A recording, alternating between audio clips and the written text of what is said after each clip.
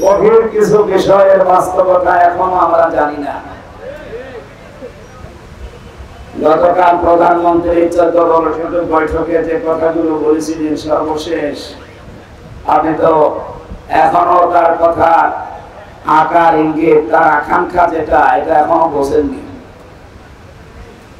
উনি কালকে জানিয়েছিল পার্বত্য চট্টগ্রামের কয়েকটা জেলা এবং মায়ানমারের কিছু অংশ নিয়ে সাদা চামড়ার কিছু মানুষেরা নীরব আন্দোলন চালিয়ে যাচ্ছে। ইন্দোনেশিয়ার পূর্ব তৈমুর এবং দক্ষিণ সুদানের মতো তারা স্বাধীন খ্রিস্টান রাষ্ট্র ঘোষণা দেবে। এই জন্য তারা এয়ারবেস তৈরি করছে।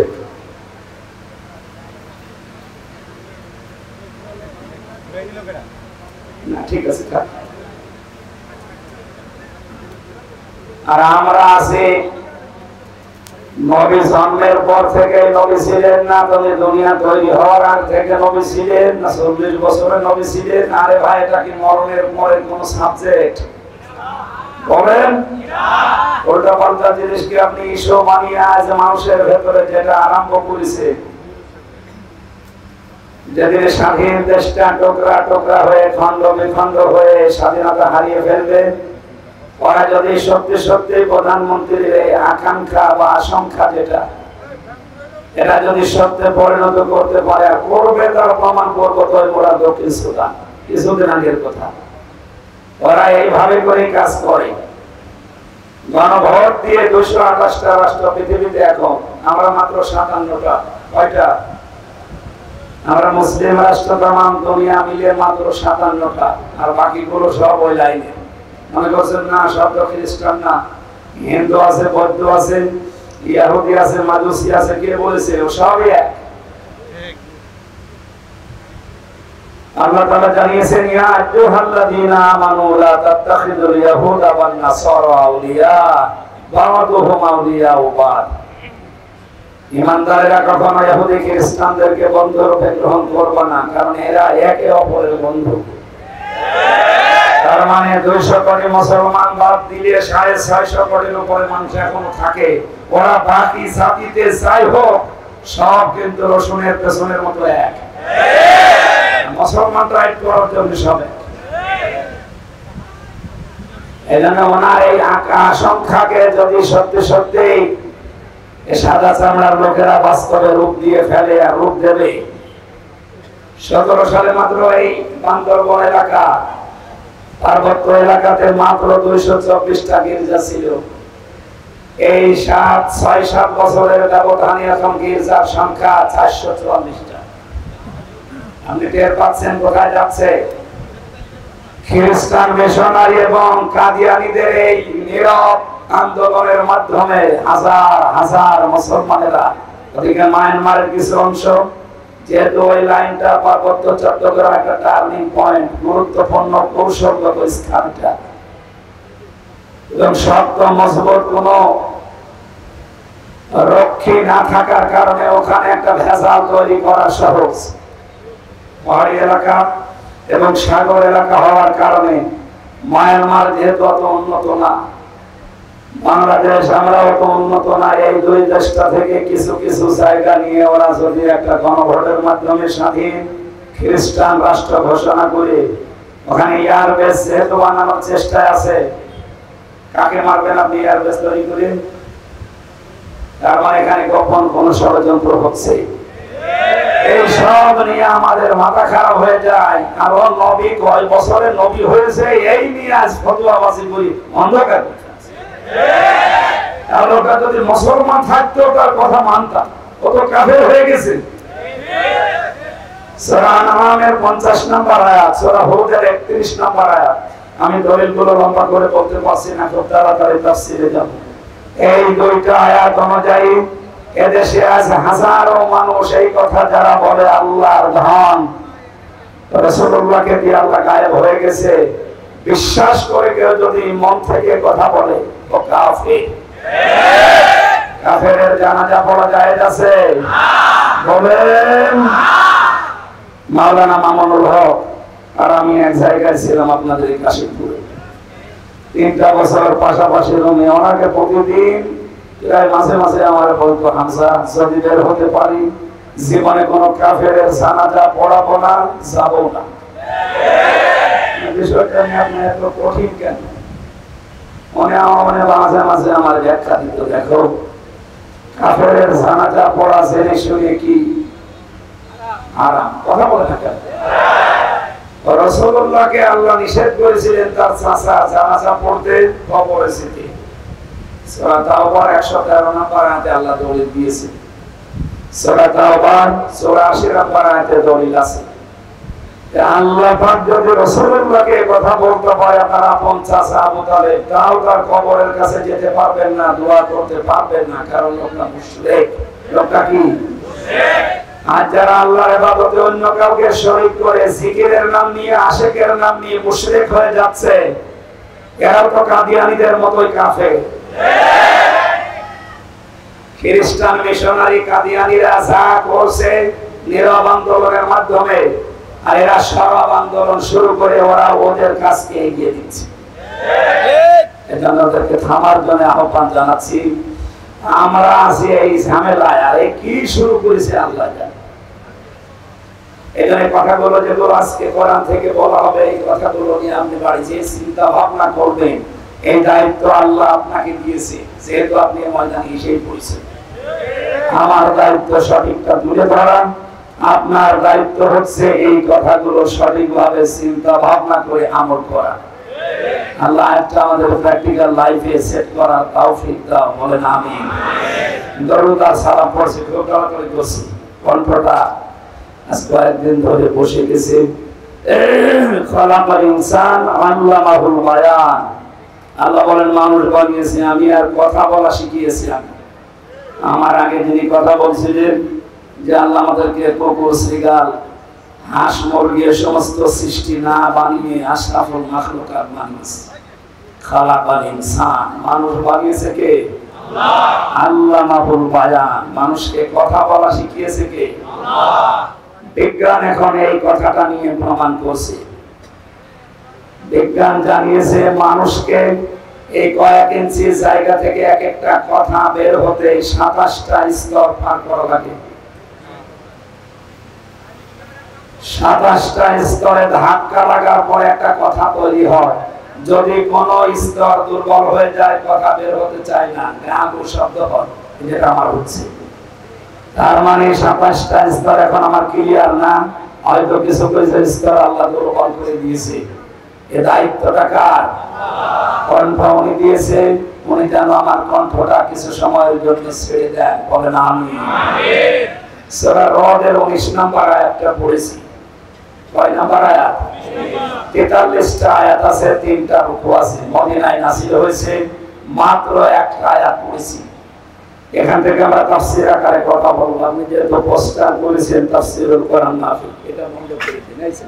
বন্ধ করে দিন, এটা বন্ধ করে ফ্যান এখানে কাট করে দিন। পেছনের মানুষ ডিস্টার্ব করবে, কাট করে ফেলে রাখি।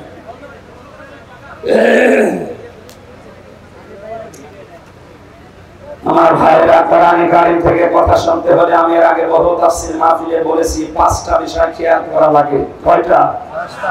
এটা যেহেতু ওয়াজ মাহফিল না, ইসালে সওয়াব না, মিলাদ মাহফিল না, ওরস শরীফ না, নওরস শরীফ না, খুশরস শরীফ না, এটা তাফসীর মাহফিল। আর তাফসীর করেন সরাসরি রাসূলুল্লাহ। রাসূলুল্লাহ এখন নেই, ওই দায়িত্ব এখন রাসূলের ওয়ারিসদের। সুতরাং মেম্বারটা অনেক দামি জায়গা, এটা বড় আমানত। এই আমানতটা যদিও আজ অনেকে উল্টা পাল্টা করে নাচানাচি করে নষ্ট করে ফেলেছে, আমরা এটা নষ্ট হতে দিতে চাই না। যতটুকু পারি হক আদায় করে এখান থেকে কথাগুলো ডেলিভারি দিতে চাই ইনশাআল্লাহ। কণ্ঠটা আল্লাহ তোমার কাছে আমি ভিক্ষা চাচ্ছি, একটু ছেড়ে দাও, জবান খুলে পড়ে আউযু বিল্লাহি মিনাশ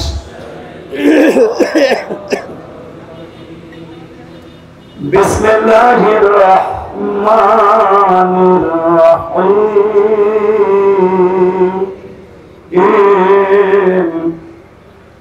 أفمن يعلم أنما أنزل إليك من রাব্বিকাল হক কামান হুয়া আ'মা ইন্নামা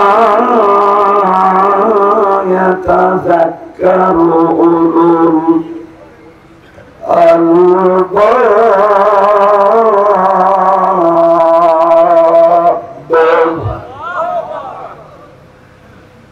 একটা আয়াতের ভেতরে যত কথা আল্লাহ লুকিয়ে রেখেছে আপনি একটু খেয়াল করে শুনেন। এই আয়াতে আপনাকে আজকে জান্নাতের পথ দেখিয়ে দিতে সক্ষম ইনশাআল্লাহ।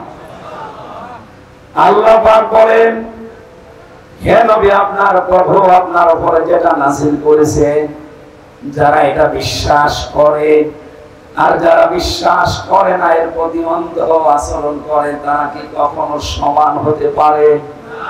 শুধুমাত্র বুদ্ধিমান যারা, এই মানুষগুলো আল্লাহর উপদেশ গ্রহণ করে থাকে। এখন থেকে আমরা 24 নম্বর আয়াত পর্যন্ত এই 5টা আয়াতে আল্লাহর যে উপদেশগুলো আছে, যারা বুদ্ধিমান আমরা, এরপরে আছে নির্বুদ্ধিমান যারা, তাদের কথা আছে, ওগুলো আমাদের দরকার নেই।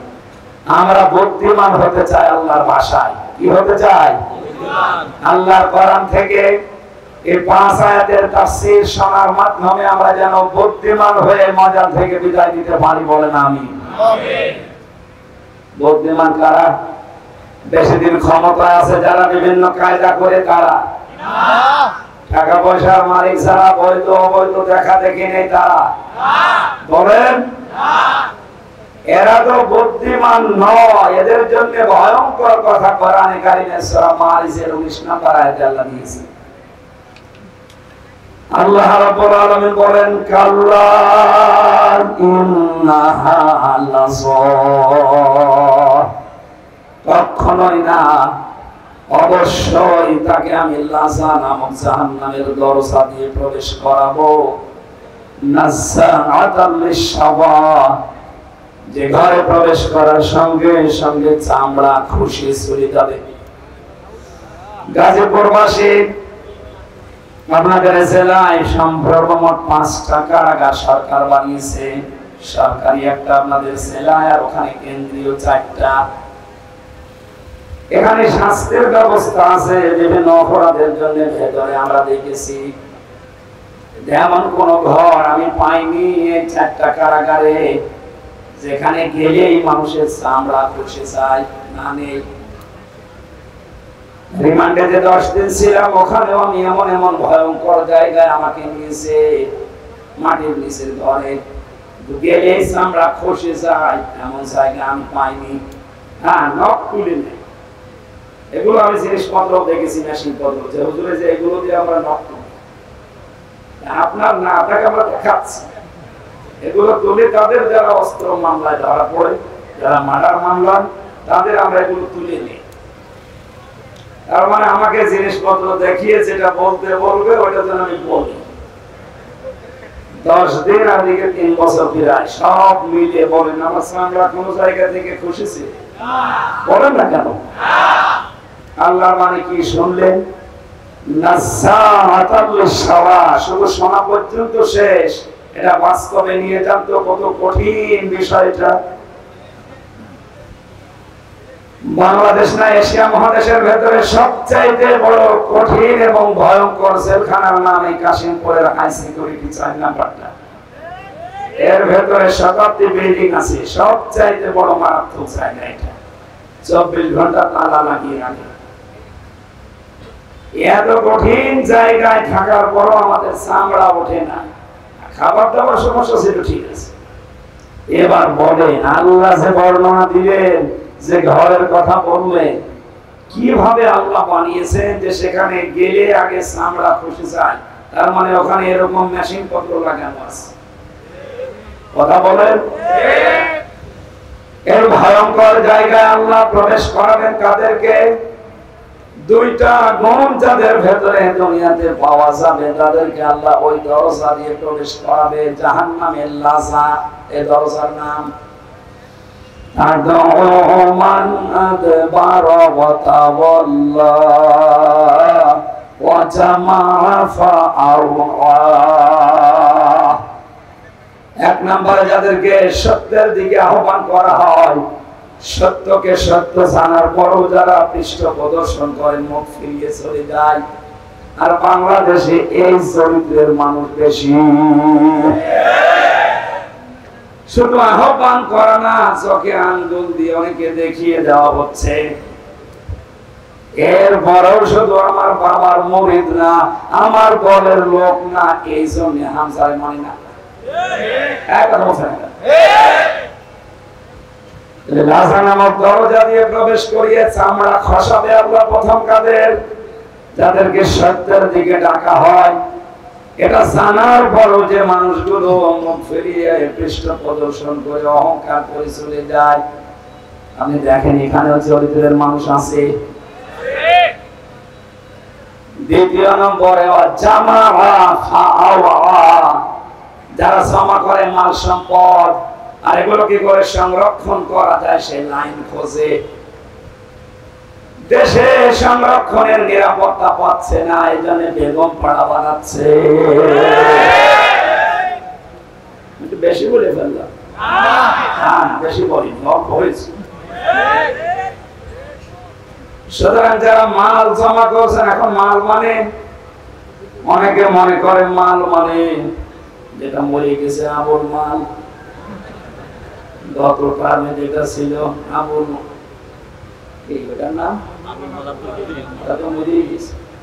কামাল, লোটাস কামাল। মাল মানে কি লোটাস কামাল, আবুল মাল, ইমান। মাল মানে শুধু টাকা।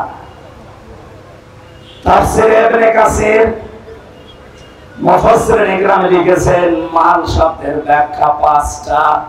যারা এগুলো বৈধ অবৈধ লাইন দেখা দেখি নেই, শুধু জমা করতে থাকে, সংরক্ষণ করার চেষ্টা চালায়, কি করে এগুলো স্থায়ী করা যায় এই ধান্দায় থাকে, তাদেরকে লাজা নামক দরজা দিয়ে আল্লাহ প্রবেশ করিয়ে আগে চামড়া খসাবে। দেখি তো মানের অর্থ কয়টা, কালকে বলবেন। এতগুলো ছাত্র জবাব দেন কয়টা? মালের 1 নম্বর অর্থটা বাদ দেই না, বলেন বলি আমি আবার 3 বছর যাই, যেটা যেটা দেখবো আমার গায়ে লাগবে ওইটা বাদ দিয়ে দেবো।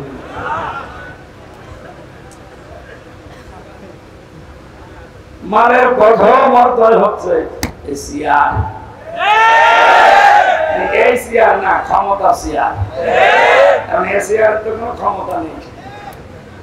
1834 সনের সিয়ারের ক্ষমতা আছে। সিয়ার মানে যে এশিয়ার নাকি? এশিয়ার কোনো ক্ষমতা আছে? তারপরে উনি সাবেক নেই, বর্তমান হলেও কাউন্সিলের মতো হতো, সাবেক হয়ে গেছে। বাস্তবতা কি? সিয়ার মানে বাংলাদেশে 1734টা চেয়ারম্যান, চেয়ার প্রধানমন্ত্রী শেখ হাসিনা থেকে শুরু করে এলাকার উপজেলা চেয়ারম্যান পর্যন্ত যারা আছে, এই 1734টা চেয়ার, এগুলো মাল।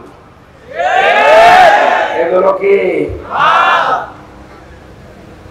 এগুলো যারা সংরক্ষণ করা, জমা করা, কি করে স্থায়ী করা যায় এই চিন্তা ভাবনায় আছে। মনে হয় বেশি ভেতরে চলে যাচ্ছি, একটু আরো নিচে দিয়ে দিতে বলছে।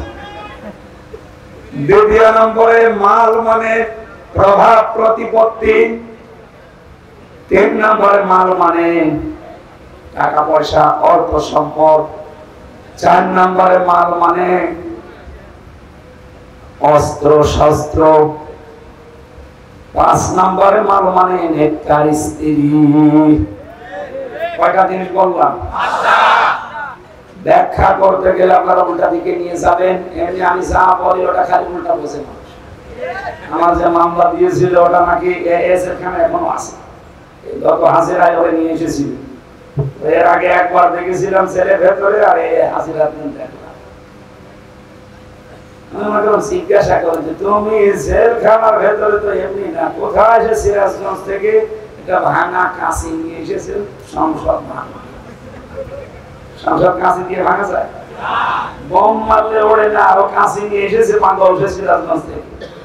পুলিশে ধরেছে, বলছে আমি হামজার ওয়াজ শুনে আমি উদ্বুদ্ধ হয়েছি, এই জন্য আমি ভাই ওসব দরকার নেই, আমি যা বলি আপনারা উল্টো বুঝুন পাগলের মতো। আমি শুধু তা মানে একেবারে কারো শরীরে যেন না লাগে এরকম তাফসীর করি। তাহলে জমা করবে যারা, এই মালের যে 5টা অর্থ বললাম এগুলো যারা জমা করে আর এগুলো কি করে সংরক্ষণ করা যায়, স্থায়ী করা যায়, এই চিন্তা ভাবনায় নিয়োজিত থাকে, এদেরকে আল্লাহ এমন ঘরে প্রবেশ করাবে যেখানে ঢুকলে আগে চামড়া খুশি যাবে। আল্লাহ তুমি আমাদেরকে এখান থেকে বাঁচাও, বলেন আমিন। কোরআনে কারিমের সূরা রদের এই জায়গায় আল্লাহ জানিলেন, হে নবী আমি আপনার প্রতি যে কোরআন নাযিল করলাম, যারা এটাকে বিশ্বাস করবে দুনিয়ায়, আর যারা এর প্রতি অবিশ্বাসী, যারা এর প্রতি অন্ধ আচরণ করে, এরা কখনোই সমান না। বুদ্ধিমান লোকেরাই কেবলমাত্র আমি আল্লাহর উপদেশ গ্রহণ করে থাকে। আল্লাহর উপদেশ তাদের জন্য কাজেও লাগবে। আল্লাহ পাক বলেন, ফাদাক্কির বিল কুরআনি মান ইয়াখাফু ওয়াঈদ। So admonish and or by the Holy Quran him who face my threat. কেন কোরআন দিয়ে এই বুদ্ধিমান মানুষগুলোকে সুসংবাদ দেন, সতর্ক করেন যে মানুষগুলোর ভেতরে আল্লাহর ধমকের ভয় আছে।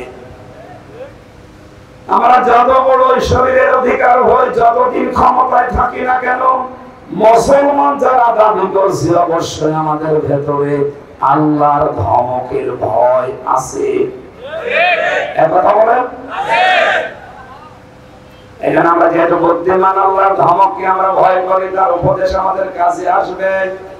আল্লাহ এবার উপদেশ আরম্ভ করছেন। আল্লাহ রাব্বুল আলামিন বলেন, বুদ্ধিমান বিবেক সম্পন্ন মানুষ কারা জানো? যাদের ভেতরে এই গুণগুলো দুনিয়াতে দেখতে পাবে, তারা এই দুনিয়ায় আমি আল্লাহর ভাষায় বুদ্ধিমান। আল্লাযীনা ইউফুনা বিআহদিল্লাহ ওয়া লা ইয়ানকুদুনাল মিসাক। দুইটা কথা পেলাম এই আয়াতে, আপনি নিজের সাথে সব সময় মিলাবেন। এক নম্বরে যারা আল্লাহকে প্রদত্ত অঙ্গীকার রক্ষা করে, 2 নম্বরে প্রতিজ্ঞা করার পরে যারা ভঙ্গ করে না। এবার আসেন তো এই দুইটা শব্দ নিয়ে আমাদের বাস্তব জীবন যায়। আল্লাহর সাথে দেওয়া অঙ্গীকার যারা দুনিয়াতে রক্ষা করতে পারবে, আল্লাহর সাথে অঙ্গীকার আমাদের কয়টা? বলে বলে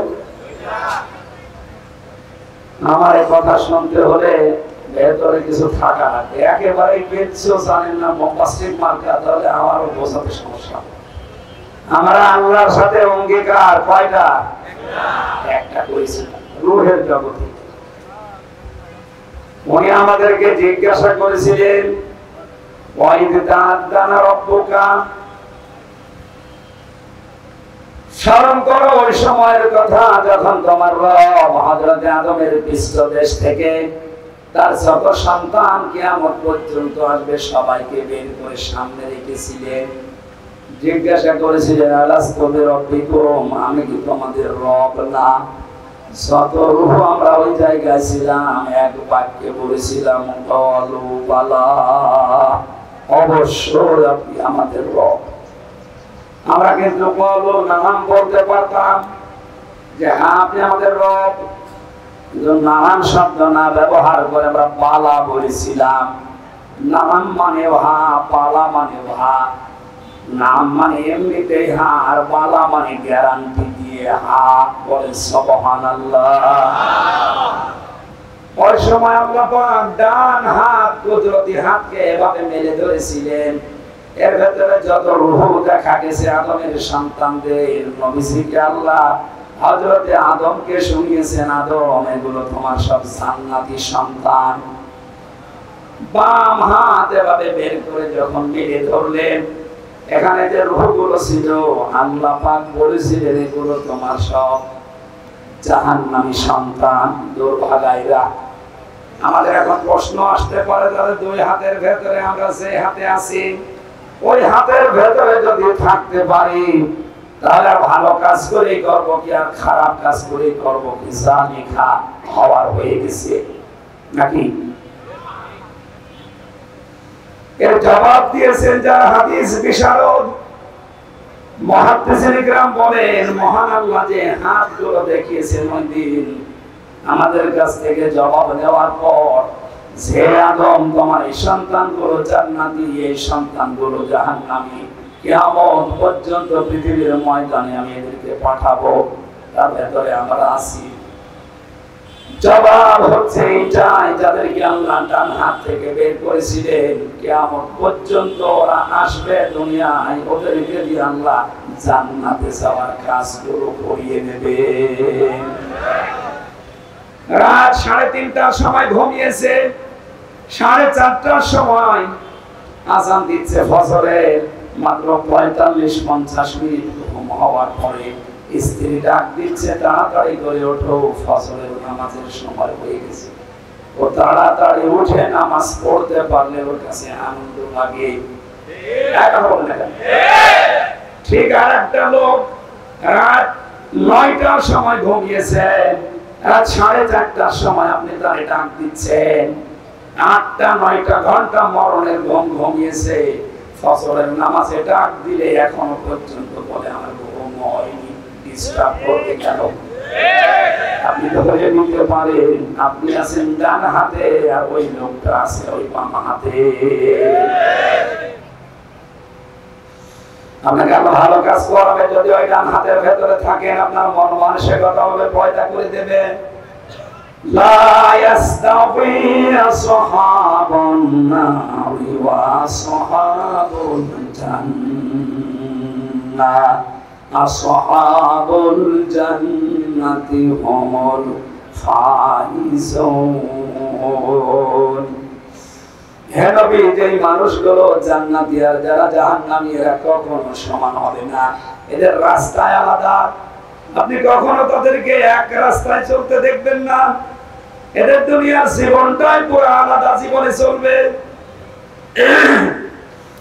আজকে আসার সময় ফ্যান্টাসি কিংডম দেখাচ্ছিল এখানকার একজন, আর আমার বলছে এখানে এমন কোন কাজ নেই যেটা বৈধভাবে হয় না। ওখানে কাজ তো সব বৈধভাবে হচ্ছে নাকি? ওখানে আপনি এরকম মানুষকে নিয়ে যেতে পারবেন পিটিয়েও? ওখানে যাওয়ার মানুষের দুনিয়ায় আলাদা, আর ওখানে যারা যায় ওদেরকে আপনি মসজিদে, মাদ্রাসা, ঈদগায় পাবেন না। এখানে আসলে ওদের শরীরে জ্বালা ধরবে, আর এই চরিত্রের মানুষগুলো ওই জায়গায় গেলে এদের শরীর খারাপ হবে। বিশ্ব নবী মুহাম্মদ রাসূলুল্লাহর বয়স এই বয়সে 8-9 বছর, ওনাকে একটা মেলায় নিয়ে গিয়েছিল বন্ধুরা। আল্লাহ নবীকে ওকাস মেলা, এই মেলাতে নিয়ে যাওয়ার পরেই তিনি সঙ্গে সঙ্গে অজ্ঞান হয়ে গেছেন। ওখানে যে ঘুম তিনি দিয়েছেন, ঘুমের ভেতরে তার উপর রাত চলে গেছে। সূর্যের আলো যখন সকালবেলা তার মুখের উপরে পড়েছে, নবী টের পেয়ে দেখলেন আশপাশে কেউ নেই। ওরা গান বাজনা, মেলা চা করার আনন্দ ফুর্তি করে সবাই বিদায় নিয়ে চলে গেছে। পুরাটা সময় বিশ্ব নবীকে আল্লাহ জাহান্নামী কাজ থেকে বাঁচিয়ে রেখেছে। আমরা যদি সত্যি হযরতে আদম আলাইহিস সালামের সন্তানদের আল্লাহর ডান হাতের ভেতরে পড়ে যান, এমন ভালো ভালো কাজের আঞ্জাম আপনাকে মরণের আগ পর্যন্ত আল্লাহ দেওয়াতেই থাকবে।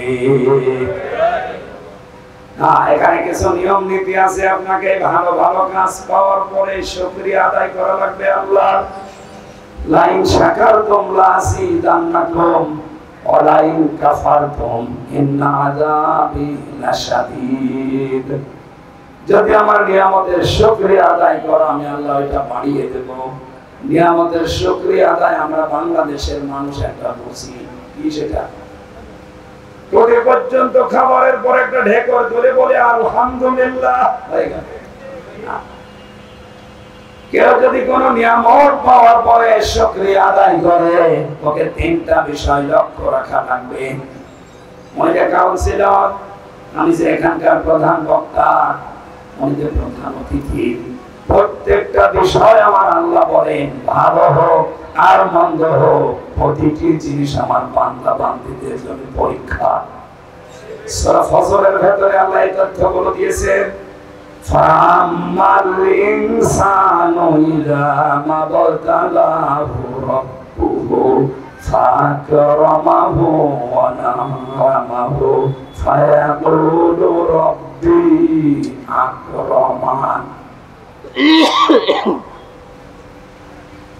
ওয়া আম্মা ইযা মাবতালাহু রাব্বুহু ফাকদারা আলাইহি রিজকাহু ফায়াকুলু রাব্বি আহানান। আমি মানুষকে ভালো কোনো কিছু দিয়েও পরীক্ষা করি, নিয়ামত গুলো দিয়েও তাকে পরীক্ষা করি, নিয়ামত কেড়ে নিয়ে অসম্মানিত করে আমি তাকে পরীক্ষা করি। সুতরাং আজ যারা ক্ষমতায় আছেন, এটা আপনার পরীক্ষার বিষয়। অবতাগি ফীমা আতাকাল্লাহু দারাল আখিরাহ, আপনাদের উচিত হবে ক্ষমতাটা আল্লাহর দ্বীনের, ইসলামের, মানবতার পক্ষে কাছে লাগিয়ে আখিরাতের ঘর নিজের জন্য তৈরি করে নেওয়া। আপনি আল্লাহর ভাষায় বুদ্ধিমান হবেন। অথচ ক্ষমতা পেয়ে অনেকে আজ আখিরাতের ঘরের পরিবর্তে জাহান্নাম তৈরি করে রাখছে। আমি আল্লাহর সাথে অঙ্গীকারের বিষয় বলাচ্ছিলাম। একটা অঙ্গীকারের সময় বলেছিলাম বলো বালা, অবশ্যই আপনি আমাদের রব। রবের ভেতরে আমরা 19টা শব্দ লুকিয়ে রেখেছিলাম। রবের পুরা অর্থ আপনি দেখবেন অভিধানের রব শব্দের অর্থ 19টা। কয়টা? 19টা। বলেন 19টা। এবার একটা একটা করে মিলাবেন নিজের জীবনে 19টা পাওয়া যায় কিনা। এক নম্বরে রব মানে যিনি লালন পালনকারী। আমি বলেন তো নিজের মনের দিকে তাকিয়ে এ কথা কি আমরা 100% আল্লাহকে বিশ্বাস করে মানতে পারি যে আল্লাহ আমার লালন পালনকারী? না, এটা তো চামড়ার মুখের কথা। আমাদের মনে, আমি সহ প্রত্যেকের মনে এখনো পর্যন্ত প্রায় 100%-এর 80 থেকে 90% পর্যন্ত বিশ্বাস আমার লালন পালন করা, খাওয়া দাওয়ার ব্যবস্থা এটা আমার চাকরির দ্বারা হয়। আমাদের মনের অবস্থা বললাম আমি, এটা আমার ব্যবসার দ্বারা হয়, এটা আমার জমি জায়গার দ্বারা হয়, ঘর ভাড়ার দ্বারা হয়। কথা বলে না কেন? অথচ ওই জায়গায় বলেছিলাম আপনি আমাদের রব। আল্লাহ বলেন আনতাকুলু ইয়াউমাল কিয়ামা ইন্না কুন্না আন হাযা গাফিলিন। এই কথাটা দুনিয়ায় যাওয়ার পরে যেন তোর ঠিক থাকে, এটা যেন গাফেল হয়ে যাবি না, কারণ কিয়ামতে কিন্তু আবার এটা প্রশ্ন করা হবে। গাজীপুর মাসে আল্লাহর সাথে অঙ্গীকারের প্রথম যেটা আমি দেখছি, এটা আমরা ফেল করে ফেলেছি। আমাদের মনের ভেতরে এখনো বদ্ধমূল ভাবে এই ভরসা তৈরি হয়নি যে চাকরি, ব্যবসা, ঘর ভাড়া এটা আমার মাধ্যম। আসলে আমাকে খাওয়াতে পারে শুধুমাত্র কে? খাবার চারিদিকে তৈরি করে ফেলে রাখা আছে। আল্লাহ এমন একটা অসুখ আমাকে দিতে পারে যে অসুখের কারণে একটা খাবারের দিকেও তাকানো সম্ভব না। কত ধনী ধনী মানুষকে আমি এদেশে দেখেছি। বাংলাদেশের যারা বড় বড় 10 জন ধনী, তার ভেতরে প্রায় 8 থেকে 8 জনের সাথে আমার মেশা হয়েছে অলরেডি, কম বেশি। সবচাইতে বড় ধনীর তালিকায় পাবেন আপনি আকিস গ্রুপকে। 10 জনের ভেতরে একজন না? ওদের সাথে তো কয়েক বছর জেলে যাওয়া, 3 বছরের আগে ওদের সাথেই তো ছিলাম। বাস্তবে দেখেছি ওদের যে টাকা পয়সা, অর্থ সম্পদ, এদেশের সরকার তাদেরকে এদেশে জমি কিনতে নিষেধ করে দিয়েছে যে তোরা যদি আর জমি কিনা আরম্ভ করিস, এদেশের অনেকের ঘর থাকবে না। কয়েকদিন আগে ওনার একটা ছেলে জেলে যাওয়ার আগে মারা গিয়েছিল, শেখ আব্দুল মুমিন। এরকম চামড়ার ব্যবসায়ী, জুতা তৈরি করে, চামড়ার ব্যাগ তৈরি করে, বিভিন্ন ব্যবসা আছে ওনার। এত মেধা নিয়ে চলতো লোকটা, খুব বড় লম্বা চওড়া নাই, পাঠাবো কাবো দেখতেছি আর ভালো না। কি আল্লাহ এমন দিয়েছে, কোরিয়া থেকে লেখাপড়া করে এসে ওইটা কাজে লাগিয়ে বাংলাদেশের শীর্ষ ধনীদের ভেতরে একজন। খাবার খেতে পারতো না। বাংলাদেশের সবচেয়ে বড় তাফসীর মাহফিল দিত ওনার বাবার নামে, আকিস ফাউন্ডেশন খুলনা। 40-50 লক্ষ টাকা খরচ করে দিত, উদ্দেশ্য ওনার বাবা যেন কবরে শান্তি পায়। যারা আলোচক হয়েছে তো ওখানে আমি সহ, মাওলানা মিজানুর রহমান আজহারি, মাওলানা তারেক মনোয়ার ভাই সহ যারাই গিয়েছি, এই সিরাজগঞ্জের এখান থেকে মাছ কিনে নিয়ে যেত, টাটকা মাছ আলেমদের খাওয়াবে, নিজে খেতে পারত না। এই সাথে গলা উঠবে না ভাই।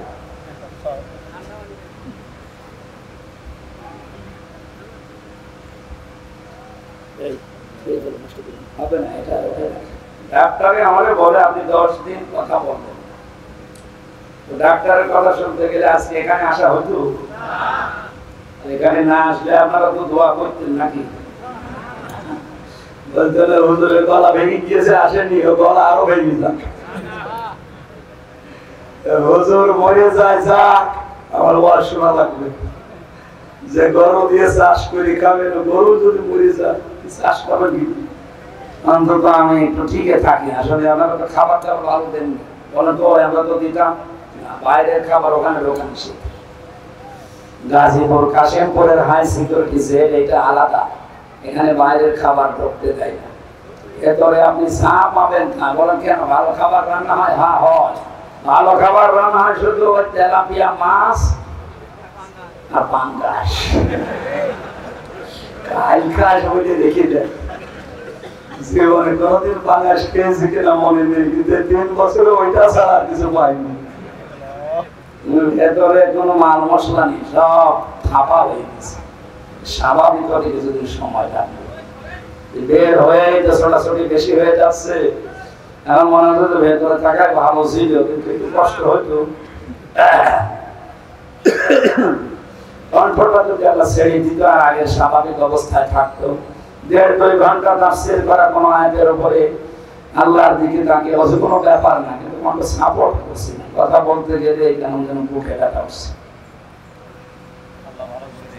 আল্লাহ যে রব শব্দের 19টা অর্থ আমরা তাফসীরে পেলাম, একটাই প্রথমে আমরা ফেল করে বসে আছি।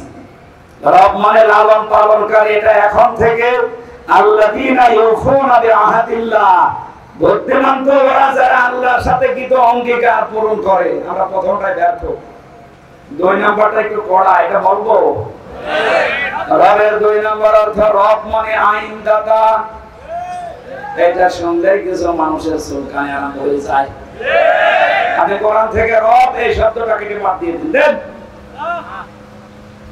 এখন যদি মুরব্বীকে বলি টয়লেটে যান, বাম পা দিয়ে প্রবেশ করেন, দোয়া পড়েন, 8, 9, 10 মিনিট 20 মিনিট ওখানে কাটান, বের হওয়ার সময় গফরানাকা আলহামদুলিল্লাহিল্লাযী আযহাবা আন্নিল আযা ওয়া আফানি, এই দোয়া পড়ে ডান পা দিয়ে বের হন।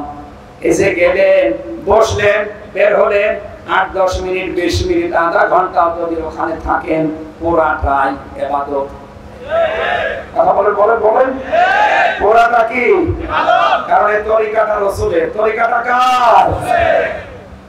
আল্লাহর নির্দেশ, রাসূলের তরিকায় 8-10 মিনিট আধা ঘন্টা মেনে নিলে যদি আপনার এই টয়লেট ইবাদত হয়ে যায়, 10 বছর নবী কোরআনে কারীম দিয়ে এই পৃথিবী চালিয়েছিলেন। এটা আপনার কাছে রাজনীতি মনে হয়, আপনি কি মানুষ না জানোয়ার?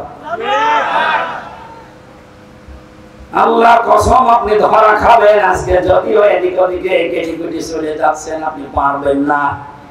টয়লেটটা বললে আপনার কাছে আনন্দ লাগে, আপনি আরো বলেন খুব ভালো লাগছে। ওরা তো 10 মিনিট 20 মিনিটের ব্যাপার।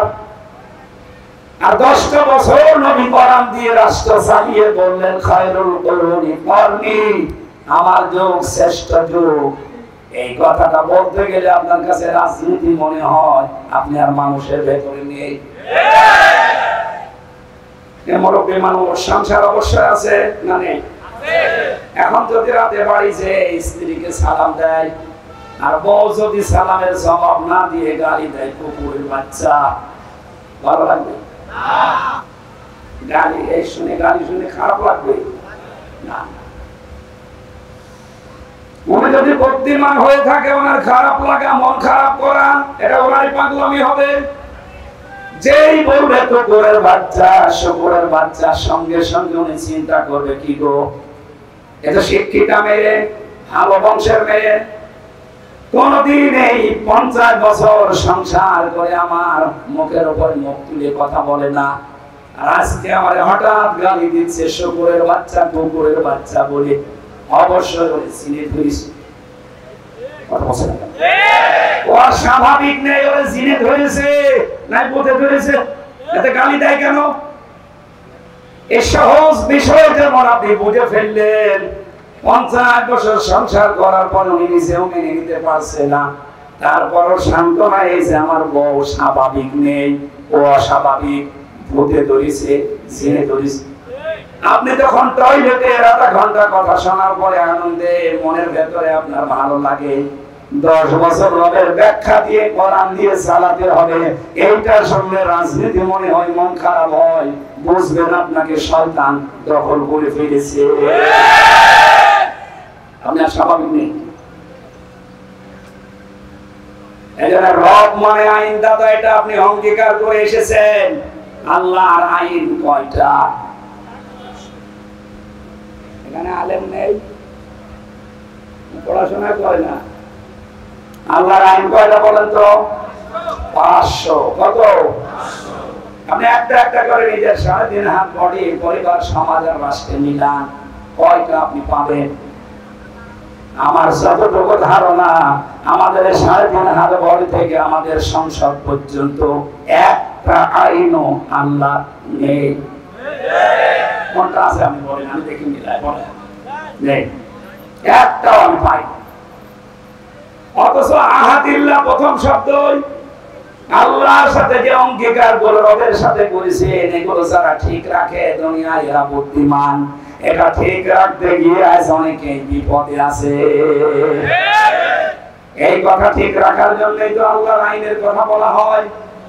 আল্লাহ লালন পালন করি, এই বিশ্বাসটা জন্ম দেওয়া হয় যে দুনিয়ার সব কিছু থেকে মুখ ফিরিয়ে আল্লাহ লালন পালন করতে পারে, বিশ্বাস তৈরি করে। রবের 3 নাম্বার অর্থ, রব মানে জিনিস চাওয়ার আগে জিনিস দিতে পারেন। মায়ের পেটের ভেতরে বাবার স্ফুলিঙ্গ দিয়ে দ্রুত গতিতে যে পানিটা বের হয়ে যায়, বিজ্ঞান জানিয়েছে এটা মায়ের রেহেম পর্যন্ত যেতে যতগুলো ধাক্কা লাগে, 40,000 মানুষ 1 ফোঁটা বীর্য দিয়ে তৈরি হওয়া সম্ভব। কিন্তু জরায়ুর দেওয়ালের সাথে ধাক্কা লেগে ওই পর্যন্ত যে রেহেম পর্যন্ত পৌঁছাতে পারে না, অনেকে পদের ভেতরে মারা যায়, পড়ে যায়। ওখানে হয়তো শুধু হামজা গেছে আর হামজার ওই বোনটা গেছে, বাকি আর কেউ যেতে পারে নাই। অথচ আমার বাবার ওই 2 ফোঁটা বীর্য দিয়ে 80,000 হামজা বানানো সম্ভব ছিল। আমাকে আল্লাহ ওখানে নিয়ে যাওয়ার পরে 40 পাল্টাতে থাকেন। 6 মাস বয়স হয়ে যাওয়ার পরে আমার খাবারের প্রয়োজন দেখা দেয়। বিজ্ঞান জানিয়েছে, একটা গবেষণা করে, ফালিয়ানজুরিল ইনসানু মিম্মা খুলিকা, খুলিকা মিম্মা দাফিক ইয়াখরুজু মিন বাইনিস সুলবি ওয়াত তারাইব। এই যে সুলবন, এটা 1 বছর, তারাইব বহু বছর। সুলবন বলা হয় ছেলেদের লজ্জাস্থান, আর তারাইব বলা হয় মেয়েদের লজ্জাস্থান। ছেলেদের ক্ষেত্রে আল্লাহ 1 বছর দিলেন, মেয়েদের ক্ষেত্রে আল্লাহ বহু বছর দিয়েছেন। আমার প্রশ্ন এটা, সন্তান জন্ম দিতে বাবার কোনো ভূমিকা নেই? আমার মনে হয় আলোচনা একটু পরের হয়ে যাচ্ছে, আমরা বুঝতেছি।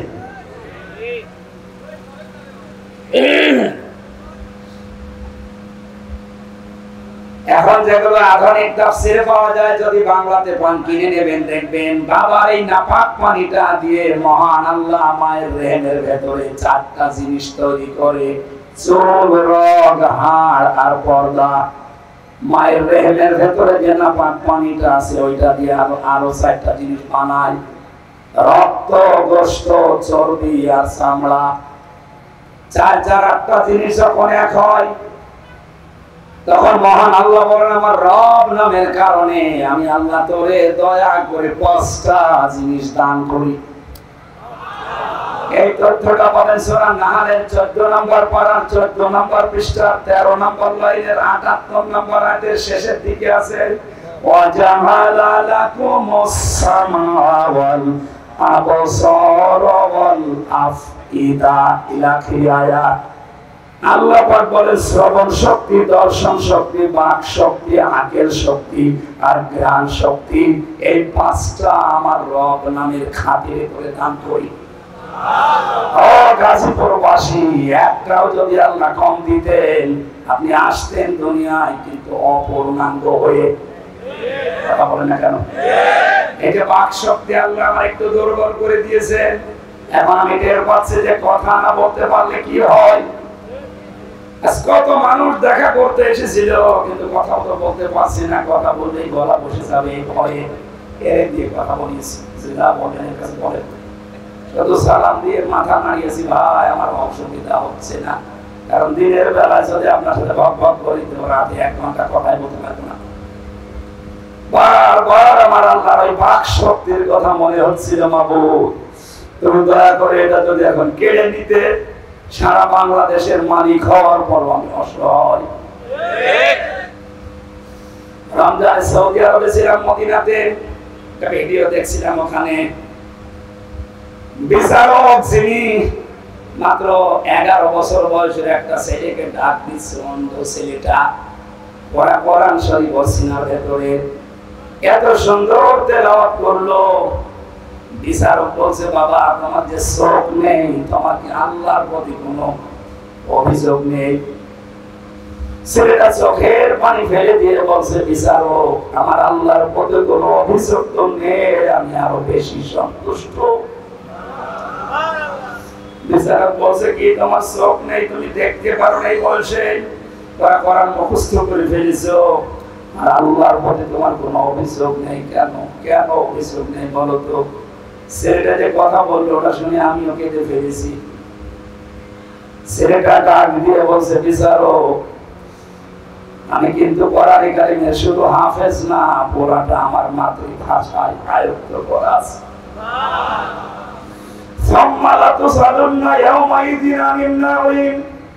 কিয়ামতের দিন প্রতিটি জিনিস ধরে ধরে আল্লাহর কাছে হিসাব দেওয়া লাগবে। মহান আল্লাহ যখন আমাকে একা একা ডাকবে, আব্দুর রহমান এদিকে আয়, আমার সামনে দাঁড়া, এখানে একটা ভুল নিরসন করা দরকার। অনেক মানুষের ধারণা আছে যে কিয়ামতের দিন মনে হয় বিভিন্ন পীর সাহেবরা লক্ষ লক্ষ মানুষ নিয়ে আসবে, তাদের সামনে আমিও যাব। সূরা মরিয়ম 16 নম্বর পারা 10 নম্বর পৃষ্ঠা 15 নম্বর লাইনের শেষ নাম্বার রুকু 95 নম্বর আয়াত। এটা অতুলুহুম আতিহি ইয়াউমাল কিয়ামাতি ফারদা।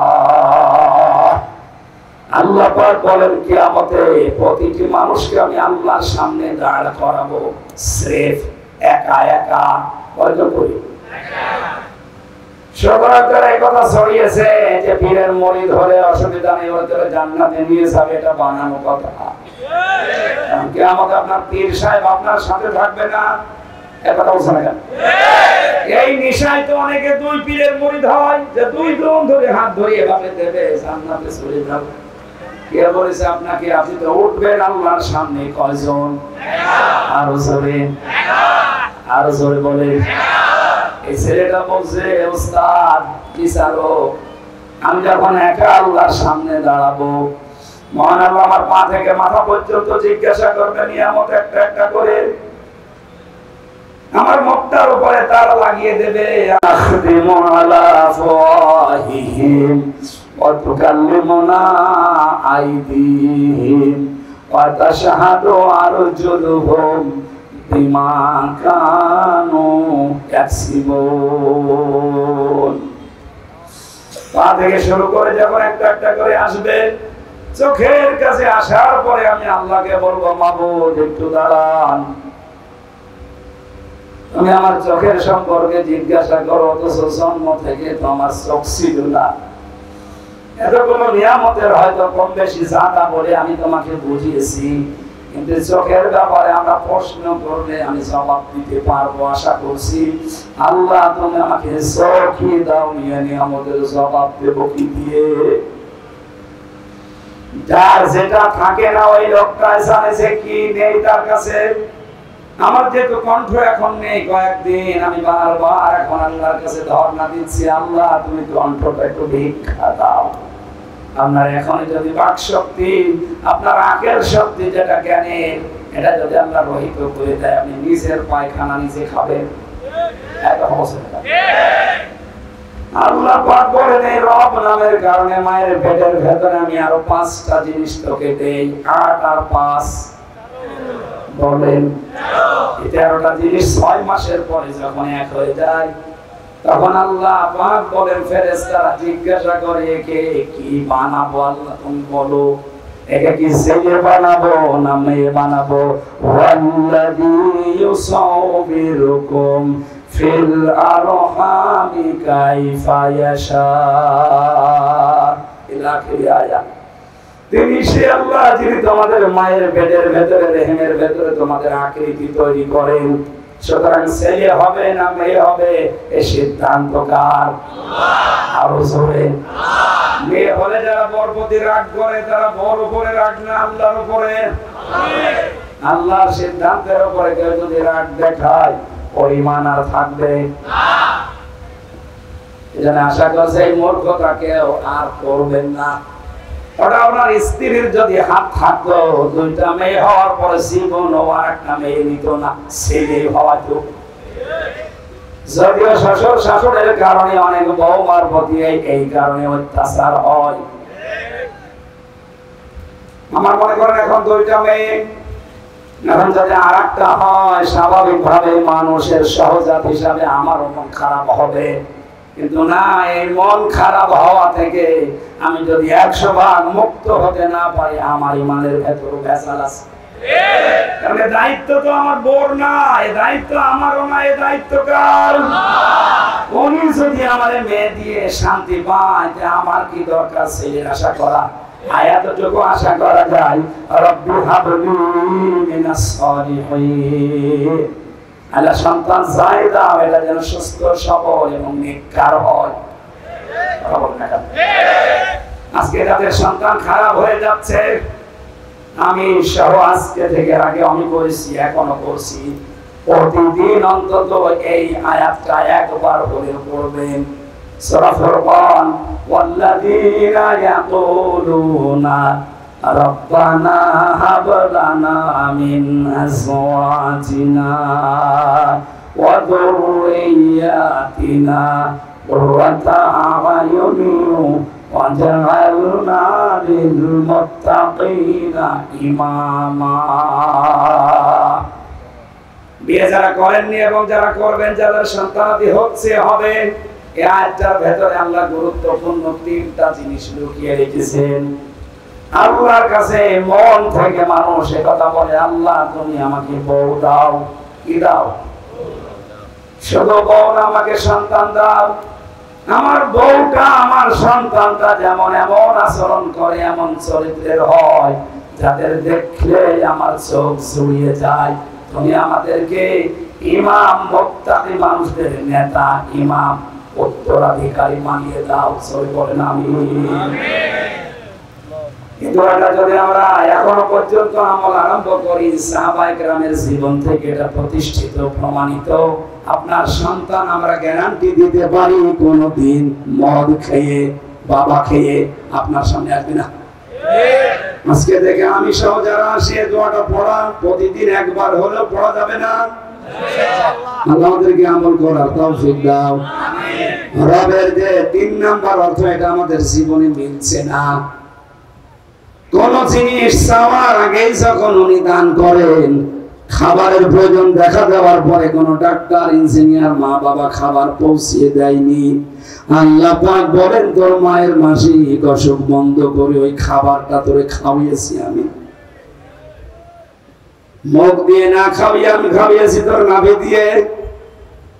মুখটা পবিত্র রেখেছি এই কারণে যেন মুখ দিয়ে বাবা খাওয়া না হয়, ডাল খাওয়া না হয়,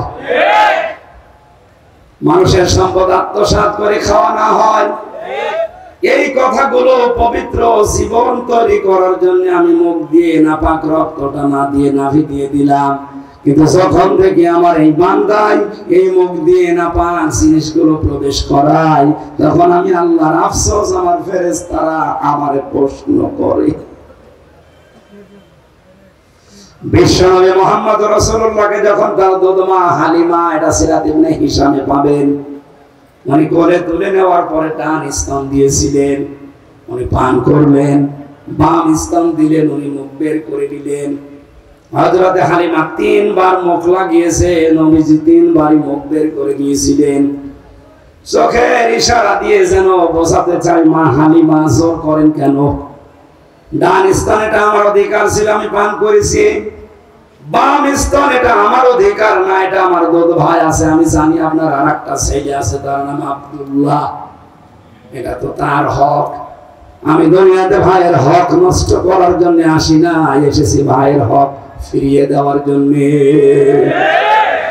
যে নবী মায়ের কোলে বসে ভাইয়ের হক ফিরিয়ে দেয়, সেই নবীর উম্মতেরা আজ ভাইয়ের জমি জাল দলিল করে কাশিমপুরে জেল খাটতেছে। মানুষের জমি জাল দলিল করে ফাঁকি দেওয়া মানুষের ছেলে নেই, কথা বলে না কেন? আমি ছিলাম প্রথমে 2 তলায়, আর শহীদ আর্মি নামে এক লোকে এখানে বাড়ি, এই গাজীপুরের পাশে কোথায় পোর্ট বাজার, বাড়ি চাঁদপুর, এখানে ঘর জামাই থাকে। আমি নাম ধরে বলে দিলাম, ওরে যদি পান আমার কাছে নিয়ে আসবে। ও বেটা আমার ওই জমার নামাজ যখন পড়াতাম, আমি জমার দিন ও নামাজ পড়তে যেত, আমার পেছনে এই নামাজ পড়েছি 1 বছর।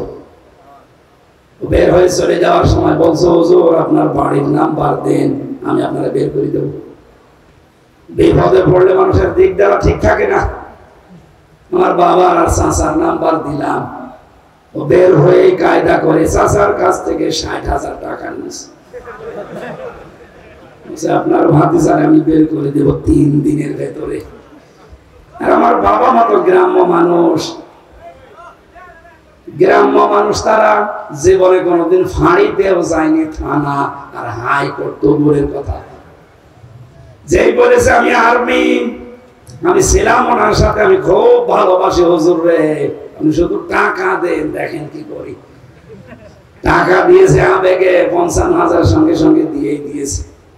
5,000 থাক, আমি মোবাইলে নেব। বলা 3 দিন না, 3 মাস না, 3 বছর চলে গেল, ওরা খবর নেই। পরে আমি যোগাযোগ করেছি বাবার সাথে, চাচার সাথে, বলে কল দিলে রাগ করে।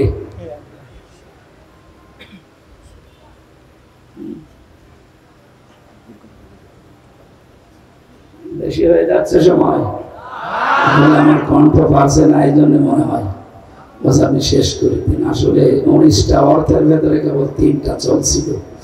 ভাইয়ের জমি জাল দলিল করে ফাঁকি দিয়ে অন্যায় ভাবে এই নাপাক জিনিস মুখ দিয়ে আপনি খান, আর আপনি রব বিশ্বাস করেন আল্লাহ। এটা এখন হয়তো দুনিয়ারে মানুষকে ধোঁকা দিয়ে বোকা বানাতে পারছেন। চোখ বন্ধ হলে আসল রবকে বোঝানো যাবে? আপনি বুদ্ধিমান না, আপনি নির্বুদ্ধির পরিচয় দিচ্ছে। বুদ্ধিমান হতে হলে আল্লাহর যে অঙ্গীকার গুলো আছে, এই অঙ্গীকার গুলো পূরণ করেন। তার সাথে যে ওয়াদা করে এসেছে, এই ওয়াদা গুলো আমরা ঠিক রাখি। এরপর একটা একটা করে 24 নম্বর আয়াত পর্যন্ত অনেকগুলো তথ্য ছিল। 12টা পর্যন্ত কথা বলার নিয়ম, 12টা 15 আছে। আমি জেলখানাতে যে 2টা বই একটু টাচ করেছিলাম, বাইরে এসে লিখেছি। দাম্পত্য জীবনে, পারিবারিক জীবনে মানুষের যে পরকীয়া প্রেম, এগুলো নিয়ে একটা বই লেখা আছে। এখানে আছে কিনা জানি, গাড়িতে আছে, ডান হাতে গাড়িতে আছে। নিয়ে মেয়েকে আগে পড়াবেন, নিজের বউকে পড়াবেন, মা মেয়ে বোন ফুফু এদেরকে দেবেন। আশা করছি পারিবারিক জীবনের দাম্পত্য কলম কাটবেন ইনশাআল্লাহ। আল্লাহুম্মা আমিন। লা ইলাহা ইল্লা আনতা সুবহানাক আল্লাযী আরসালাহু বিল হাক্কি বাশীরান ওয়া নাযীরা ওয়া দাঈয়ান ইলাল্লাহি বিইذনিহি ওয়া সিরাজান মুনীরা। فقد قال الله تعالى في كلامه المجيد وبرهانه التوحيد.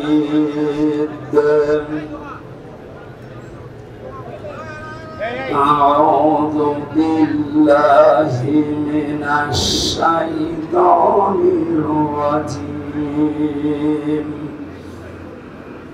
بسم الله الرحمن الرحيم.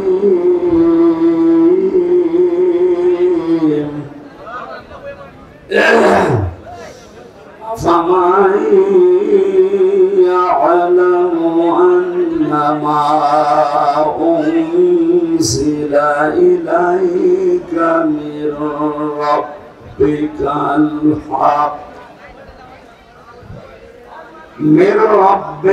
الحق كمن هو أعمى. إنما يتذكر أولو الألباب.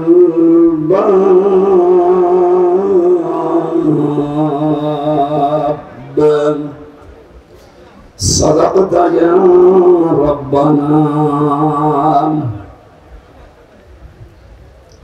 وقال تعالى في شأن رسوله إن الله وملائكته يصلون على النبي يا أيها الذين آمنوا صلوا عليه وسلموا تسليما. اللهم صل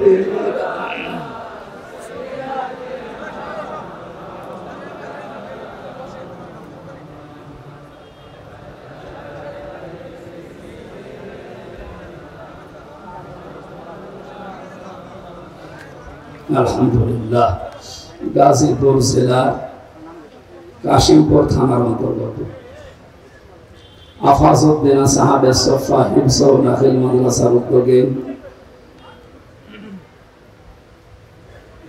তাফসীরুল কোরআন মাহফিলের সম্মানিত সভাপতি জনাব সোহরাবউদ্দিন সরকার দামাত বারকাতুহুল আলিয়া, সহ সভাপতি জনাব মেসবাউদ্দিন মন্ডল, প্রধান অতিথি ৫ নম্বর ওয়ার্ডের সম্মানিত কাউন্সিলর জনাব আলহাজ মোহাম্মদ কবিরউদ্দিন সরকার, এতক্ষণ যারা আলোচনা রাখলেন, কুষ্টিয়া থেকে আগত হাফেজ মাওলানা আসলামউদ্দিন জিহাদি, মাওলানা হোসাইন আহমেদ মাহফুজ চুয়াডাঙ্গা, আমন্ত্রিত ওলামায়ে কেরাম, অনেকগুলো মানুষের নাম এখানে আছে। একটা একটা করে নাম বলে দোয়া করতে গেলে সময় লাগবে, এমনিতে 11টা পার হয়ে গেছে। একবার দোয়া করে দিলাম, ওয়ারফা'না লাকা যিকরা। আপনাদের কোনো রেসপন্স নেই, তার মানে দোয়া কি নাম ধরে ধরে করা লাগবে? আপনারা এত রাত করে তুললেন কেন? আর ঘন্টাখানেক আগে তুলতে পারতেন। মঞ্চে বসা ওলামায়ে কেরাম, সামনে বসা মুসলমান ভাইরা, পর্দার আড়ালের সম্মানিত মা এবং বোনেরা, প্রাণ প্রিয় কাশিমপুর এলাকাবাসী, এলাকাটা আমার কাছে বেশি পরিচিত। 3 বছর আপনাদের কাছে, 4 দেওয়ালের মাঝে। আমি জন্মের পরে 3 বছর এক জায়গায় থেকেছি, আমার মনে পড়ে এখানে ছিলাম। আপনারা বেশি ভালোবাসেন, এই জন্য ধরে নিতেছিলেন।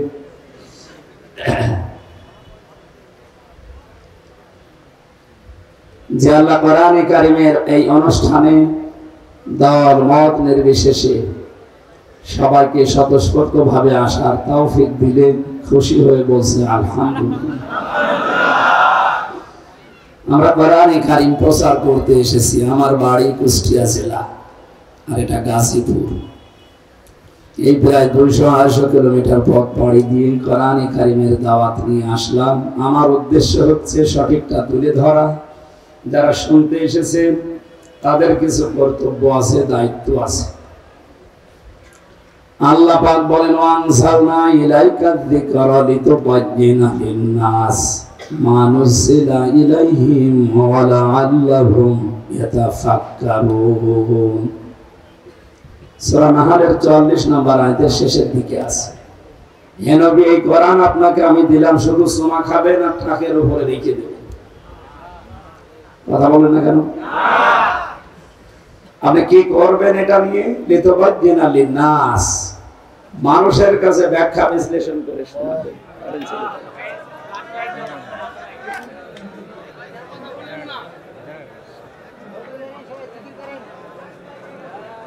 জিকির করেন, সুবহানাল্লাহ।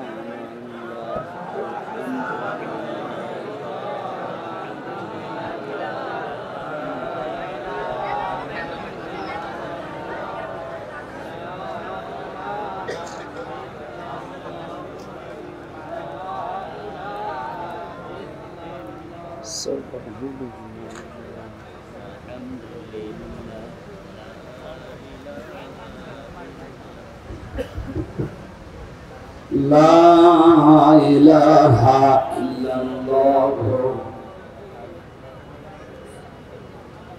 মুহাম্মাদুর রাসূলুল্লাহ।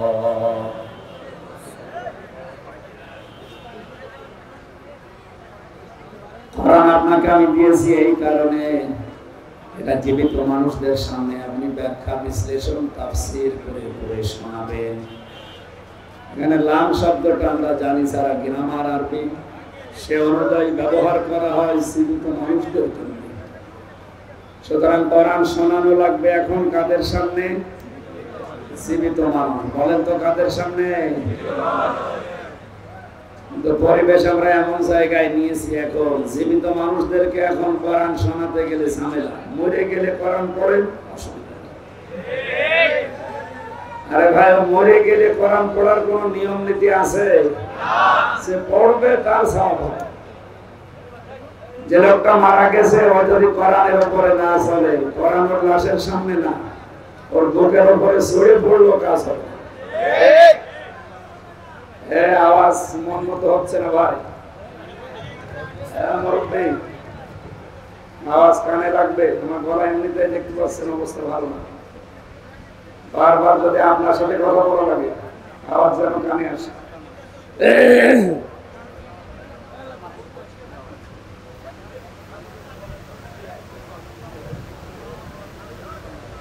কি বৃষ্টি হচ্ছে?